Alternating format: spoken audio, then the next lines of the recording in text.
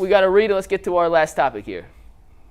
Yeah, guys, I just want to remind everybody that after the Browns-Dolphins game, no matter how bad, boring, or whatever happens, G, Mike, and Earl are going to be on. We're going to do a post-game show. We always do our post-game show at the 2-minute warning. So as soon as that 2-minute warning hits, turn on YouTube. We'll walk you through the game. We'll hold your hand. We'll make you feel better. It's okay. They become therapy sessions is really what it's become the last 7 weeks. How long do y'all do y'all show? 2 hours?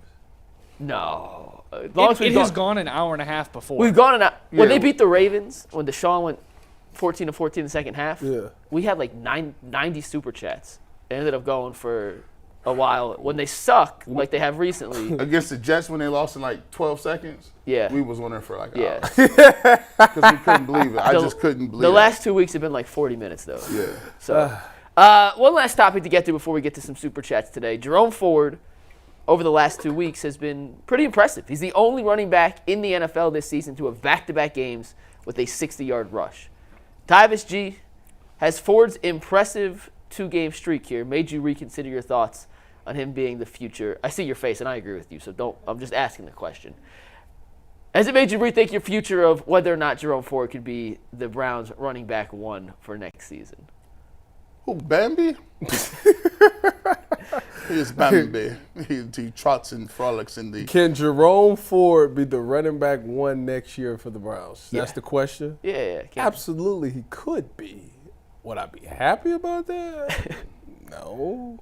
I mean, listen, Jerome Ford. Listen, I will say this. To be fair to Jerome Ford, I do think if Ken is going to be the play caller, I do think he best suits Ken's play caller. He is better in the spread. I told y'all that last year. His best runs came out of spread formation, shotgun formations. That's his thing. So right now, what he's currently in, this system that he's currently in is perfect for what he wants to do.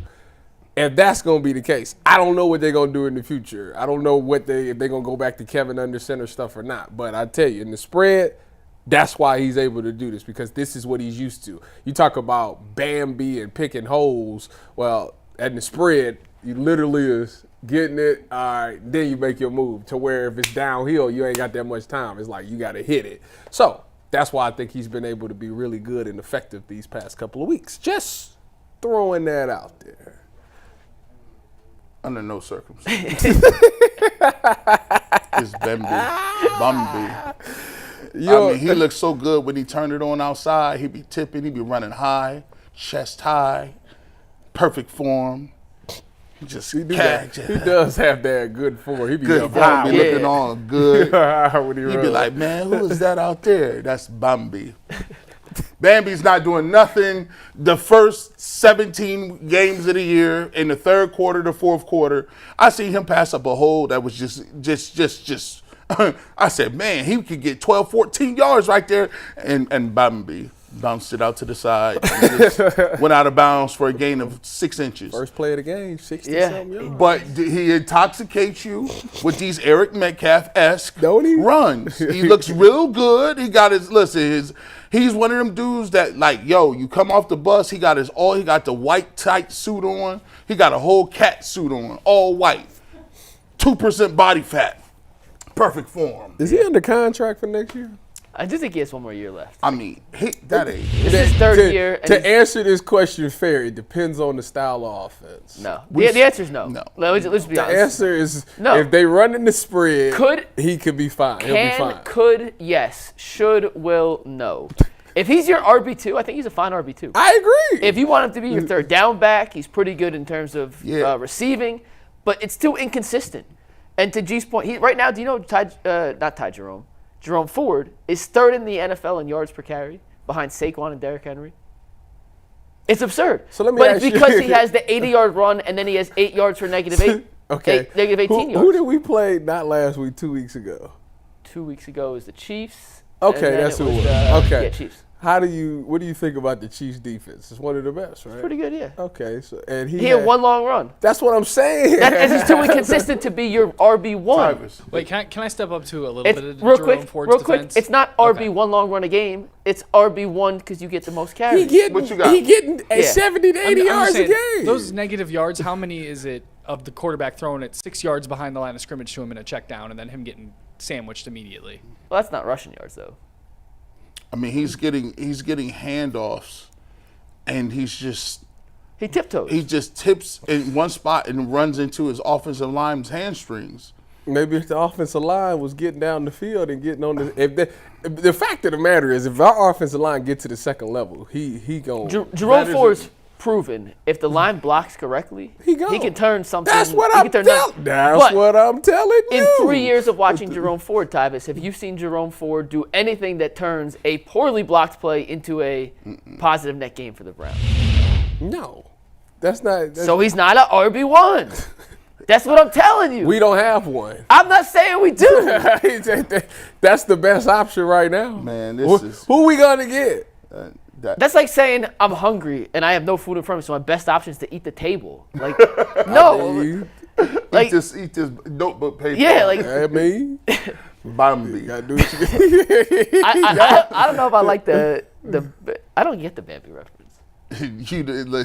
No one gets half the references I say.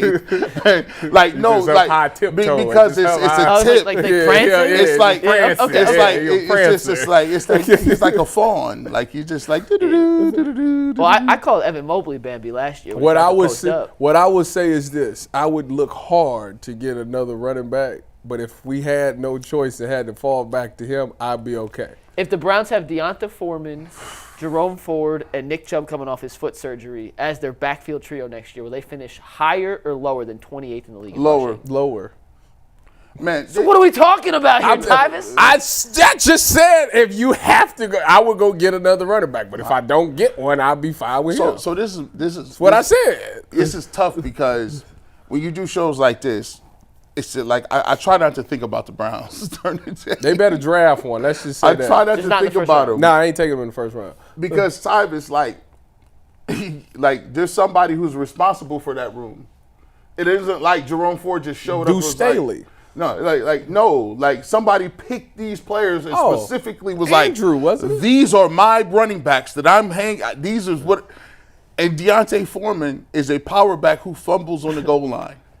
And kick returns. Deonta Foreman is a running back that every time we get to the 1 yard line, it takes him 2 attempts to get in. Makes no sense. Every time he's gotten down to the 1 yard line, he gets stoned on the first one. Makes me laugh every time. Yeah, it's wild because we talk about special teams and the Browns do things only the Browns do. Hey, did we cut that guy that we brought in to give Kate York a breather? What happened? Patterson? Yeah. He got picked up by the Falcons. Not Kate York, but Hopkins. He got picked up by the Falcons. Falcons picked him up, and today Bubba Ventrone was talking while we we were on the show. Somebody on the practice squad yesterday or 2 days ago. Well, Ventrone spoke at 11 a.m. this morning. Let me pull up exactly what Ventrone said because I thought it was kind of funny. Ventrone said Dustin Hopkins kicking these next 2 games. If he don't make something shake in these next 2 games, the writing's on the wall. I thought Mary Kate tweeted it. They gave him a breather. Yeah, if he don't make his kicks in these next 2 games, it's done. Bubba Ventrone on Dustin Hopkins, quote, "We have confidence in him and he'll be able to figure it out.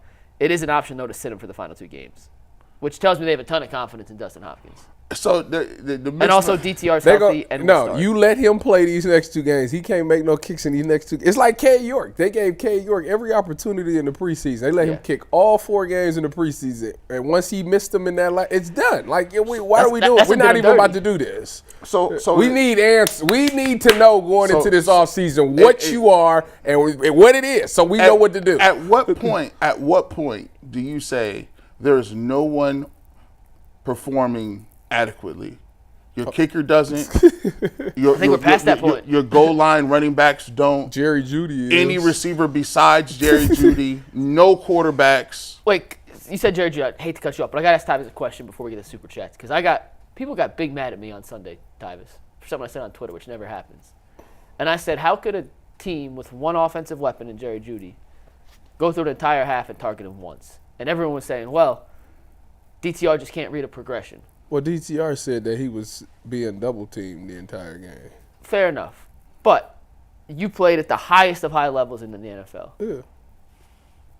You can game plan ways for certain players to get targets and touches, correct? Correct. Even if you have a bad quarterback? Yeah. What are some of those ways, just so I could use this as ammunition next time people try to tell me How that can I'm wrong? How can we get Judy the ball if he's Even if being DTR's a quarterback, how else could you make sure Jerry Judy's a bigger part of the offense than three targets in the game? You could throw him a screen now. That's one way. You could throw stop routes. 2 ways. Reverse. 3 ways. Yeah. Jet sweeps. Jet sweeps Reverses. work. 3 ways. Yeah. That's not his game, though. My point is, if you have one offensive weapon and a young quarterback, wouldn't you make it a bigger point to try and get Jerry Judy the ball more? I'm spamming the wide receiver out at RPO, all of the Tuttle screens, bubble screens, rocket screens. Put him in the backfield, throw it to him. Maybe DTR can't handle that type of stuff. Man, listen. That's what they did in college. It's a different game. Maybe Ken Dorsey can't game plan. DTR Could be it. That was my point, and then people were like, "That's not how football works." I'm like, I'm right. So Tyvis, you know that. Wait, what did you? Tyvis, he's not a professional quarterback. Dorian Thompson-Robinson. He's USFL, XFL type caliber. You know what's sad? You don't think this is sad that a lot of the times this is the people that be on the 53-man roster. We'll go through at some point in time and say, that guy's not even good enough to be in the NFL. They will get cut from the Browns, and nobody will ever touch him. Yeah, sad. But yet they stay on the Browns roster for X amount of years. Yeah. That's crazy to me.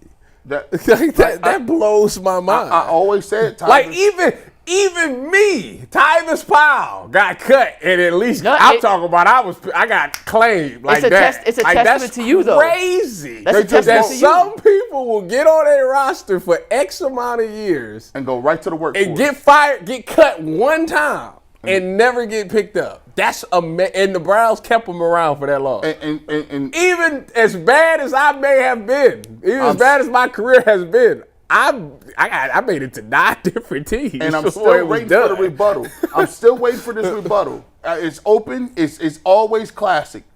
People say that Jimmy Haslam and the Browns fire people too quickly. I'm asking you, it's out there I could be proven wrong. Name me the Cleveland Browns coach that got cut, that got fired too early, that went to another place, got a job. Bill Belichick. I'm talking about, this is 99. G, you haven't got an answer yet because the answer doesn't exist. Thank you. The answer doesn't. So yes, we've been firing people justly for 25 years. And let's get